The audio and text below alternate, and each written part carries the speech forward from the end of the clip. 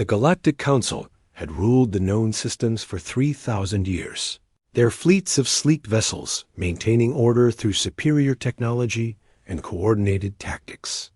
Ambassador Krell of the Vorthan Empire adjusted his ceremonial robes as he prepared for what should have been a routine territorial dispute hearing.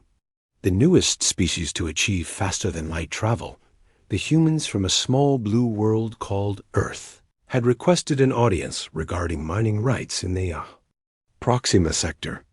These primitives barely discovered antimatter propulsion last decade, Krell muttered to his aide, Admiral Thomas's.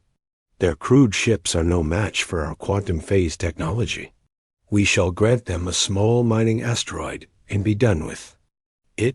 The massive council chamber buzzed with similar conversations as representatives from 47 species took their seats. The reptilian hegemony delegates hissed among themselves, while the crystalline builders resonated with harmonic frequencies. That translated roughly to amusement.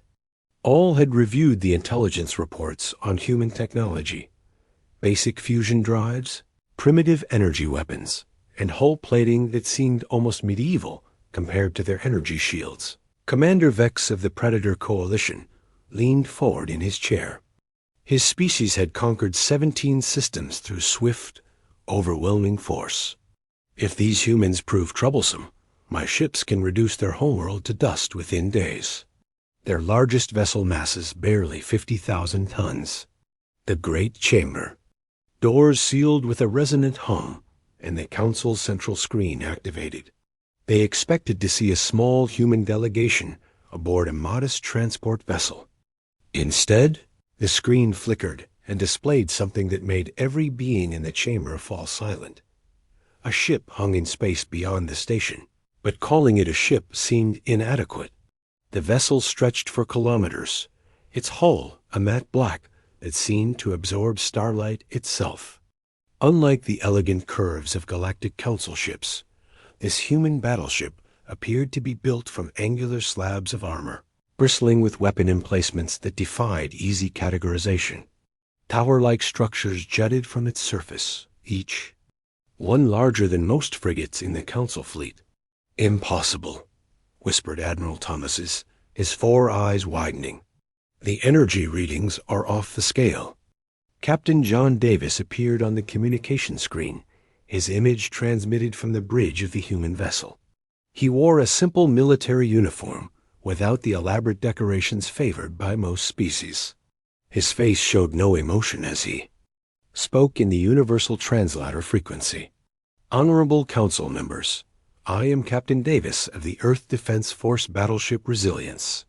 We come to discuss the mining rights that were promised to our delegation 3 months ago. Council Leader Zeph, a tall humanoid with translucent skin, found his voice first.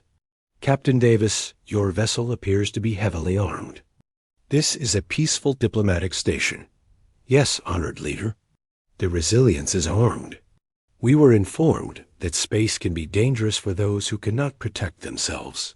The understatement sent a chill through the chamber. Every sensor in the station was screaming warnings about the massive energy signatures emanating from the human ship. Power readings that should have been impossible for any single vessel to generate were clearly displayed on their instruments. Fleet Commander Vex leaned forward aggressively. Human, you dare bring a warship to a diplomatic meeting?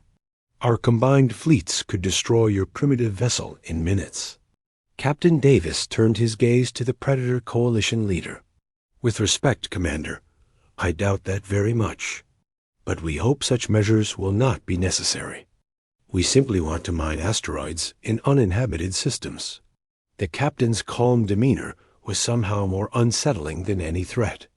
Admiral Thomas's quickly accessed the tactical database, cross-referencing the human ship's configuration with known weapon systems.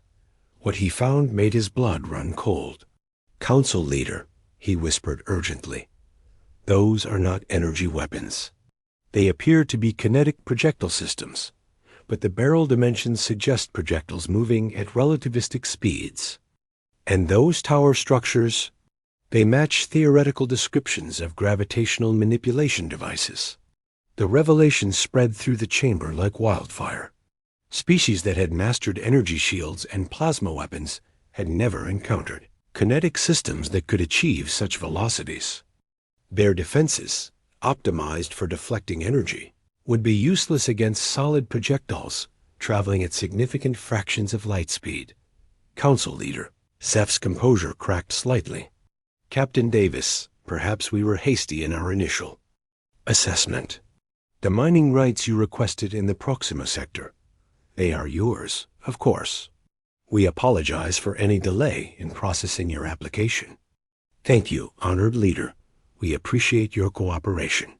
Captain Davis paused, consulting something off-screen. I should also mention that the Resilience is not our largest vessel. Our home fleet includes several ships of this class, plus our Dreadnought-class vessels for system defense. A chamber erupted in barely contained panic. Species that had never known fear in the vast emptiness of space suddenly understood their vulnerability. The humans had not simply achieved faster-than-light travel. They had weaponized physics itself in ways that made traditional fleet tactics obsolete. Ambassador Krell spoke with forced calm. Captain, surely your people understand that aggressive expansion leads to conflict. The Galactic Council maintains peace through cooperation.